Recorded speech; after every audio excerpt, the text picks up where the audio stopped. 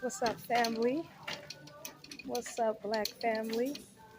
It's your girl Tina Farley. Peace, love, and respect. I'm here. I'm in Goodwill. I'm over here doing a little bit of shopping. I literally do not go shopping at all. When I say I don't do much shopping, but I am looking at some stuff. I'm gonna be doing some shirts real soon, so I'm just trying to look at certain styles. Because I'm a 90s baby, so I like the 90s style. So I'm going to be looking at what I could do. Let me take this. I got this all zipped up like this. Oh my God. They didn't really have much in here, but I'm still over here. Yep, yep, yep. You know, I like to mix and match my fashion. So I shop in the girls' fashion, the guys' fashion. I shop in it all because I want to see what I can put together. And, like I said, I'm a 90s baby, so I be having my little 90s look. I be having my little tomboyish look, as y'all know. But, I mix it up. Like today, boom, boom, I be getting it. But peace, love, and respect. Peace, love, and respect, family.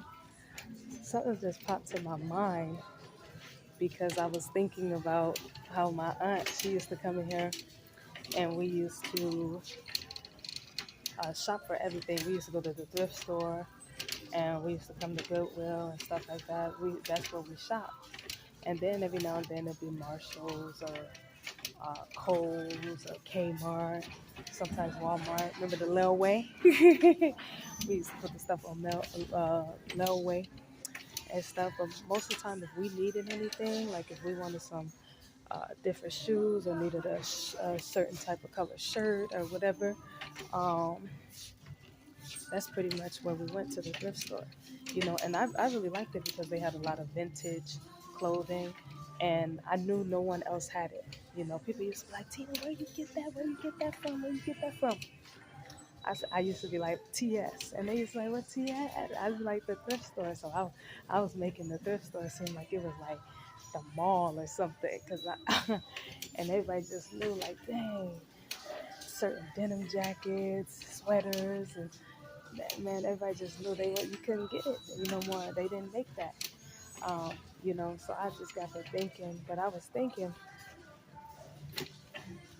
I thought about how my aunt was raising us, and I was somehow able to come into a level of consciousness, but a lot of my siblings, they're kind of stuck um, in a prison, you know, of certain things. And I was thinking, I said, if you really think about it, black parents pretty much raise their children um, to be slaves, to be prisoners.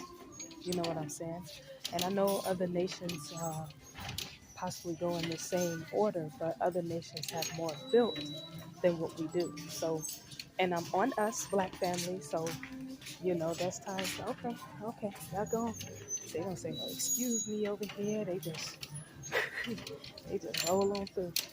But I'm on us because I know a lot of people that slide in my DMs and say, oh, we're not the only one that does that. But the thing is, I fight for the black community. I speak for the black community. I'm combating racism in the black community. I chose to do work in the black community. You know what I'm saying? Because I am a black woman. So I'm talking about us. And we seem to fall victim to this system, as well as systemic racism. We seem to fall victim to this system more than anybody. And so when I say that we, black parents have been raising their children as slaves and prisoners, I think about how lunch at 12 and nap at 1, and I think about how we go to school, how parents work a 9 to 5. I think about all the yelling. over just the littlest things. And all the yelling, all the yelling that we ever did throughout our lives, all of the things that we were upset about, all the things that it didn't make any sense. We could have spent our time doing something more. Now, when you look at a lot of these kids, whether they be 80s babies or 90s babies, whether, now 80s babies are in their 40s, 90s babies in their 30s. The 10th, like I said, April 10th, I will be 30. And I'm still breaking out of a lot of these prisms that have been set upon me. And most will say like generational curses, which is indeed true because we still do the same exact thing. And I'm not talking about, certain cultural things, that's okay. But I'm saying the amount of black people that I come across, and I've lived in New York, I live here in Miami, I'm born and raised in LA, I'm born and raised in California, um, and other places I've been, like to Texas and New Mexico and stuff. All of the black people either have been in a foster care system, have fell victim to their parents who have done drugs, homelessness, or prison. And I'm like, okay, why is this always happening to us? What's going on? What's going on? And so what's going on, family, is that the system that has been set up to take us out, we also have been willing participants in it as well. We teach our children to work a 9 to 5 job. That's just slavery. That's just working for other nations. And I understand everybody can't be the boss, but we have fell victim to this system for so long that we have preconditioned our children to thinking, yeah, you're supposed to get up and you're supposed to go work a 9 to 5 job and hustle and bustle for your oppressors. I don't know what they got going on here today, but this ain't it. This is this ain't it. Usually they have way better stuff. And I may have to go way to Hialeah. They usually got better stuff than this, but do a U-turn. But yes, I noticed that we will get our children used to being in the system. And so when we wonder why our children are in the system, the prison system, the homeless system, the poverty system, program after program, these are systems that have been set up to keep us down. You know, the prisons to keep black men down, Section 8 and homeless centers and women's centers and domestic violence centers to keep black women down, foster care to keep black children down. You know what I'm saying? But we also have been willing participants um, of the system as well. And what I would say is how to break it. I would say there's three ways we can teach our children to become better um, in society and not be slaves. Because I swear to God, the U.S. for Black people is United Slaves, and we can't go out like that, like family. We cannot go out like that.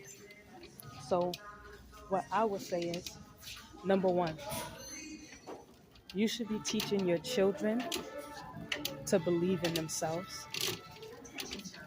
You should be teaching your children to believe in themselves. What comes with believing in themselves? Of having high self-esteem, having confidence, knowing who they are. Number one, Black family, of how we can combat this systemic racism, it starts in the household. We should be raising our children, number one, to believe in themselves, to have high self-esteem, to have confidence. Because when children have confidence within themselves, they're not gonna fall victim to every system because they're not gonna let themselves be a victim. You see what I'm saying? So number one, you should be teaching your children to believe in themselves, not to believe in themselves and be up under someone, but to believe in themselves, to work with someone, to work with their people, to be loyal to their community, to be loyal to their black man and black woman and black children. You know what I'm saying? But if they have belief in themselves, if they have confidence, if they have high self-esteem, they would truly believe that. So number one, to combat this systemic racism is to teach your children to believe in themselves. Because when they believe in themselves, they will not run around falling victims. They will not feel victimized at all.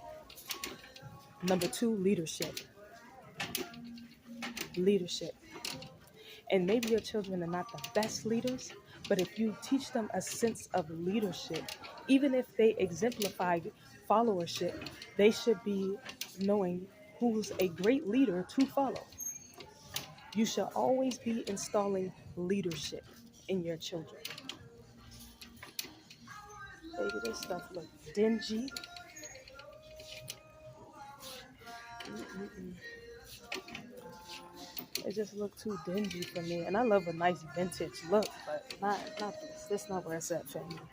But anyways, I'm gonna get up out of here real soon, but I gotta finish this. So number two, leadership. So number one is belief in themselves. They should be believing in themselves. Number two is leadership. They should be exemplifying leadership.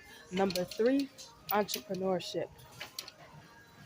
Entrepreneurship.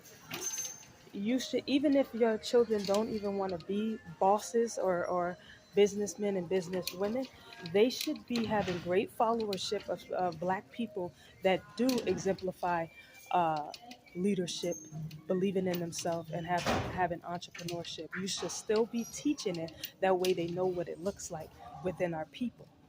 I feel oftentimes that we cannot build together, not because we can't do anything together. We don't know what good leadership is. Look at a lot of our young men who follow rappers. That's not good leadership. Look at a lot of our young women that follow women that back in the day they was prostitutes. You see what I'm saying? That's why we know better. We know way more today than we knew back then. We know way more today than what we knew back then. So we should definitely be doing better, Black family. Three ways of how to combat systemic racism so your children will not fall victim to this system. Number one, belief in themselves. Teach them to believe in themselves. Teach them confidence and stuff. You're not on the plantation anymore. I know psychologically some of you are, but you are not there. You are not there anymore. And we have to break that as well. You do not have to beat the confidence out of your children. You do not have to beat them to low self-esteem. You don't have to beat them. Oh, baby, they ready to go home. You do not have to do that at all. So number one, teach them to believe in themselves. Number two, teach them good leadership. Teach them what a good leader is. If you got to look it up, look it up. But teach them what good leadership is. Even when, if they're not good leaders themselves, but they will know how to follow a good leader. So teach them leadership so they can have strength and pride within themselves. And number three, entrepreneurship. Just teaching your children to work a 9 to 5 job and work up under their oppressors' children it has been our number one downfall. Go to college, then you could work for a CEO oppressor, or just finish high school and work for a 9 to 5 oppressor. No way, no way, no way, no way. We're not teaching our children that no more, Black family. Our Black children deserve to have a fighting chance, a competing chance to compete in this society. We have raised them so much as slaves, they don't even want to compete. They will sit out here all day, nothing to do, don't know what to say, moaning and groaning about the same thing, and they only 16, 17. Don't know what to do with their lives. So you have to take accountability. Yes, 50% is white supremacy and systemic racism, but 50% also starts within your household. What are you teaching your children? Black family, what you teaching these black children? Are you teaching them to believe in themselves? Are you teaching them leadership? Are you teaching them entrepreneurship? Are you teaching them what it looks like in our people? These are the teachings that should be teaching. Listen, and that was just three of them. I could go on and on and on. I could go on and on and on, but I'm pressed for time. I'm pressed for time. I got a lot of other stuff that I'm doing for us as well. So, you know what I'm saying? I had to hurry up and get over here. Then I got to go hurry up and do other things. Like I said, I'm going to be having a, I'm going to be making some shirts, you know. And so I got to, I got to see what's up there and do that. So yes, black family. So how we can combat systemic racism, it starts within the household. So number one, raise your children to believe in themselves, to have confidence, to have high self-esteem. Number two, leadership.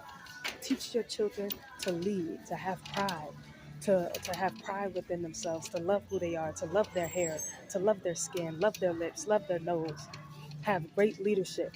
And even if they do not exemplify leadership, they will know what a great leader is so they can have great followership. Number three, entrepreneurship.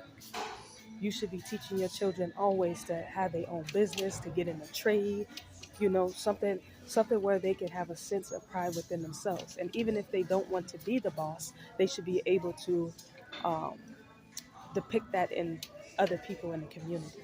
So number one, belief in themselves. Number two, leadership.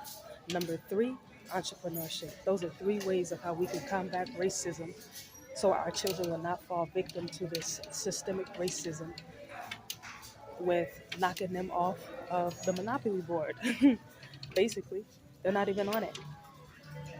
They're not even on it. Whites, Asians, Hispanics, Arabs are on it. Our black children are out wandering around, trying to figure out what's going on. Our children are not slaves. You ain't no slave, so stop thinking like that. Stop walking like that. Stop teaching like that. You don't have to beat your kids. You don't have to whoop your kids. You don't have to cuss them out every 5 seconds. You don't have to do that. That's over. That's done. We are rebuking that. We're rebuking it. You feel me? So let's get it. Black family, I gotta go on and go. But hey, I gotta go on and go. So I love you guys. Stay blessed. Be better. Some of us was weak, but all of us is strong. Some of us is weak, but all of us is strong. We must do everything together. We must get rid of the singular mentality and become a collective. Black power.